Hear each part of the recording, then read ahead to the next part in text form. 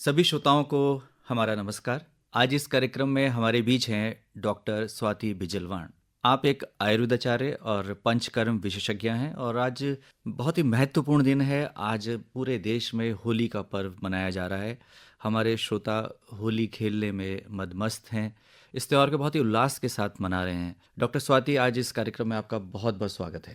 धन्यवाद। सभी श्रोताओं को मेरा नमस्कार और होली की हार्दिक शुभकामनाएं।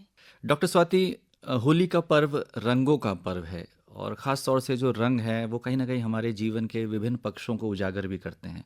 हम सफ़ेद रंग की बात करते हैं तो शांति का है ना। तो ऐसी रंगों की अपनी विशेषता है और आज हम होली के रंगों का प्रयोग कर रहे हैं। रंगों का जो निर्माण है ये किस तरह से होता आया है पारंपरिक ढंग से यदि हम बात करें, और आयुर्वेद इस बारे में क्या कहता है? जैसा कि आप लोग सब जानते हैं, आयुर्वेद में जो हमारा शरीर है वो पंच महाभूत से मिलके बना है। पंच महाभूत से आप जानते होंगे, पृथ्वी, आकाश, जल, अग्नि, वायु।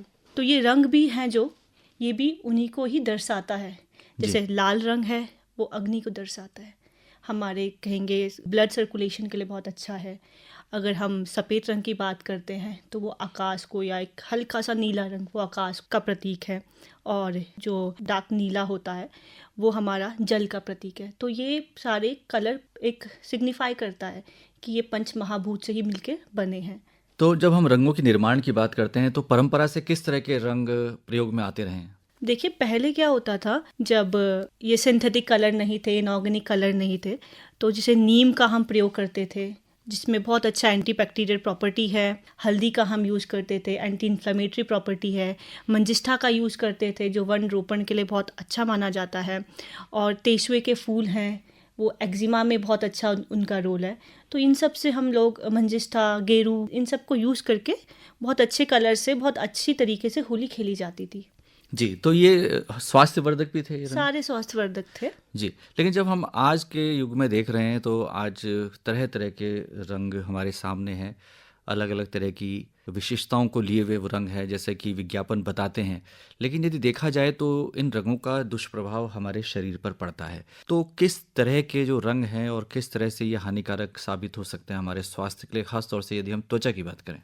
जो सिंथेटिक कलर है उसमें बहुत कुछ देखा जाता है। जैसे स्किन में कोई इचिंग हो गया, एक्जिमा हो गया, किसी को सोराइसिस की हिस्ट्री है तो वो उसको एग्रीवेट कर देता है। आंखों में चला गया तो कंजक्टिवाइटिस हो सकते हैं, ड्राइनेस ऑफ आई हो सकता है। तो ये सारी चीज़ें देखी जाती हैं अगर स्किन में देखें तो जब हम रंगों से खेलें तो किन बातों का खास तौर से ध्यान रखें?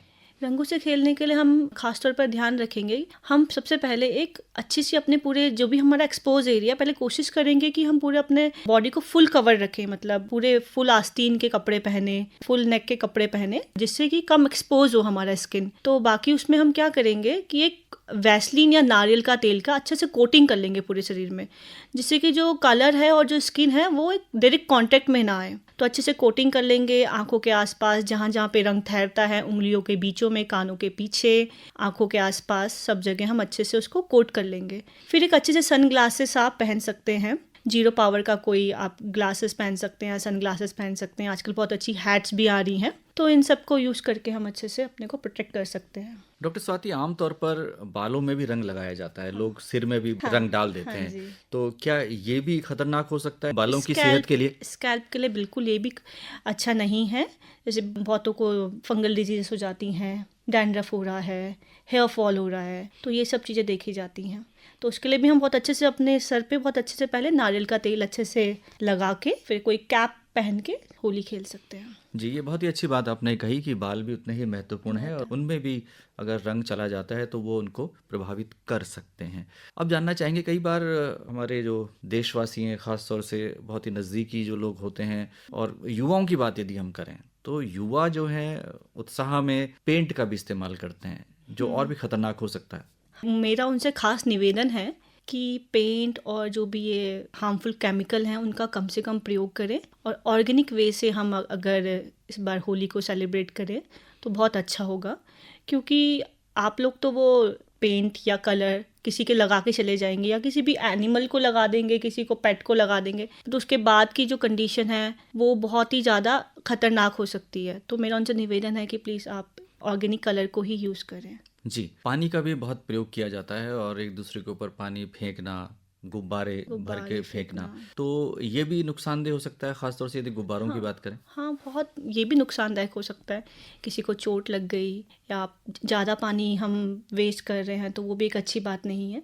तो जितना ज़्यादा पानी को हम सेव कर सकते हैं उतना ज़्यादा अच्छा है, और एक अच्छे से ऑर्गेनिक कलर के साथ होली खेली जाए तो वो ज़्यादा अच्छा रहेगा। ये बहुत ही महत्वपूर्ण बात आपने कही, पानी को भी हमें बचाना है और जल ही जीवन है जैसे जल कहा ही जाता है। जीवन। डॉक्टर स्वाति, ये मौसम बसंत ऋतु का है बसंत। और इस समय बहुत ही खूबसूरत मौसम है, खाने की भी खूब इच्छा होती है और इसमें पकवान भी खूब बनाए जाते हैं, तो इसमें किस तरह का ध्यान रखने की आवश्यकता है? जैसे डायबिटिक पेशेंट हैं तो वो ध्यान रखें कि वो ज़्यादा खाने में कुछ मधुर चीज़ें ना लें, मीठी चीज़ें थोड़ा कम लें, गरिष्ठ आहार का सेवन थोड़ा कम रखें। जिनकी अग्नि भी मंद है, जैसे ये बसंत ऋतु चल रहा है तो कफ का काल है, कफ प्रकोप होता है, तो इसमें अग्नि भी बहुत मंद देखी जाती है, जिससे डाइजेस्टिव इश्यूज भी आते हैं। तो उनको भी थोड़ा गरिष्ठ आहार से थोड़ा सा परहेज रखना चाहिए। कांजी का आप प्रयोग कर सकते हैं। कांजी एक बहुत अच्छी हेल्थ ड्रिंक है जिसमें अच्छा प्रोबायोटिक रहता है, जिससे डाइजेस्टिव सिस्टम भी अच्छा रहता है, और डायबिटिक पर्सन्स के लिए भी वो बहुत अच्छा है। तो कांजी जैसे कि आपने बताया, निश्चित तौर पर हमारे श्रोताओं ने ये बनाई होगी, उसका सेवन भी वो कर रहे होंगे, और आपने अच्छी बात बताई कि डायबिटिक जो लोग हैं वो इस बात का खास तौर से ध्यान रखें। इस त्यौहार के साथ कुछ बुराइयां जुड़ी हैं डॉक्टर स्वाति, और इसमें शराब का या नशीली वस्तुओं का भी बहुत प्रयोग किया जाता है। अति उत्साह में युवा इसका ज़्यादा प्रयोग करते हैं, कई जगह ये प्रचलन में है। उसके बाद ड्राइविंग भी करते हैं, रैश ड्राइविंग भी करते हैं। तो क्या संदेश है आपका, और ख़ास तौर से आयुर्वेद क्या कहता है अल्कोहल के प्रयोग को लेकर? मैं सभी यूथ से मेरा ये निवेदन है कि जितने भी आप लोग देखते हैं रोड ट्रैफिक एक्सीडेंट्स हो रहे हैं, सबसे ज़्यादा होली पे ही देखे जाते हैं। हॉस्पिटल्स में, इमरजेंसीज में अगर आप देखेंगे तो होली के दिन में बहुत सारे रोड ट्रैफिक एक्सीडेंट, या किसी ने किसी के साथ कुछ अच्छे से सलूक नहीं किया, लड़ाई झगड़ा, ये सब रहता है। आयुर्वेद भी कभी नहीं कहता है कि अल्कोहल एक अच्छी चीज़ है या मदिरा पान करना एक अच्छी चीज़ है। तो इम्यूनिटी को हम बहुत ही ख़राब करते हैं अगर हम एक नियमित तौर पर या ज़्यादा अमाउंट में अगर हम अल्कोहल ले रहे हैं, तो उससे हमारा इम्यूनिटी बहुत डाउन होती है। जैसे कि हम देख रहे हैं, क्योंकि हम पूरे दिन भर, होली के दिन पूरे दिन भर हम धूप में घूम रहे हैं, पानी पड़ रहा है, ऑलरेडी बॉडी में बहुत डिहाइड्रेशन हो जाता है। फिर अगर आप अल्कोहल कंजप्शन करते हैं तो उसके बाद वो आपको और ज़्यादा बॉडी में डिहाइड्रेशन देखा जाता है, जिसके फलस्वरूप आपको बहुत सारी प्रॉब्लम फेस करनी पड़ेगी, आपकी तबीयत ख़राब हो जाएगी और कुछ फूड पॉइजनिंग हो जाएगी। तो मेरा आपसे निवेदन है कि अगर आप मदिरा पान ना करते हुए कांजी का प्रयोग करें तो वो बहुत अच्छा रहेगा। जी डॉक्टर स्वाति, ये परीक्षाओं का समय भी है और ख़ास तौर से जो हमारे युवा साथी हैं वो बोर्ड की परीक्षाएं भी दे रहे हैं, तो ऐसे में उनको अपने स्वास्थ्य की देखभाल किस तरह से करनी चाहिए? पानी वाली होली को ना खेलें, रंगों का त्यौहार है, बस रंगों के साथ होली खेलें, और खाने में भी थोड़ा सा एहतियात बरतें कि थोड़ा गरिष्ठ आहार ना करें, फूड पॉइजनिंग होने का भी खतरा है आजकल। और बाकी लोगों से भी निवेदन है कि जैसे बहुत तेज़ आवाज़ में डीजे बजा रहे हैं, पार्टी कर रहे हैं, थोड़ा उस पर भी नियंत्रण रखें। जैसे बच्चों के बोर्ड के एग्ज़ाम चल रहे हैं तो थोड़ा सा उनको तकलीफ़ होगी पढ़ने में। जी, ये बहुत ही अच्छी बात आपने कही कि समय के अनुकूल हमें चलना चाहिए और हमें ध्यान रखना चाहिए कि हो सकता है कि हमारे आसपास कोई हॉस्पिटल हो हॉस्पिटल और से वहाँ पे, कोई या हो सकता है आसपास वृद्ध आपके बुजुर्ग आश्रम हों है, जो कि परेशान परेशान है। हों। इवन जो ये पेट्स हैं ये बहुत परेशान हो जाते हैं लाउड साउंड से। जी जी जी, तो इन बातों का खास तौर से ध्यान रखना चाहिए। अब हमारे श्रोताओं को एक बात बताएं कि चूंकि ये समय एलर्जी का भी होता है, एलर्जी का तो होता है। खास तौर से क्या रंगों से भी एलर्जी हो सकती है? रंगों से बिल्कुल एलर्जी हो सकती है, 100% रंगों से एलर्जी होती है। मैं आपको एक थोड़ा सी चीज़ शेयर करना चाहती हूँ। अकॉर्डिंग टू आयुर्वेद, जो ये माघ फागुन का समय होता है, इस समय कफ संचित होता है और ये बसंत में इसका प्रकोप आता है। तो जो ये कफ की वजह से बहुत सारी स्किन डिजीजेस देखने को मिलती हैं।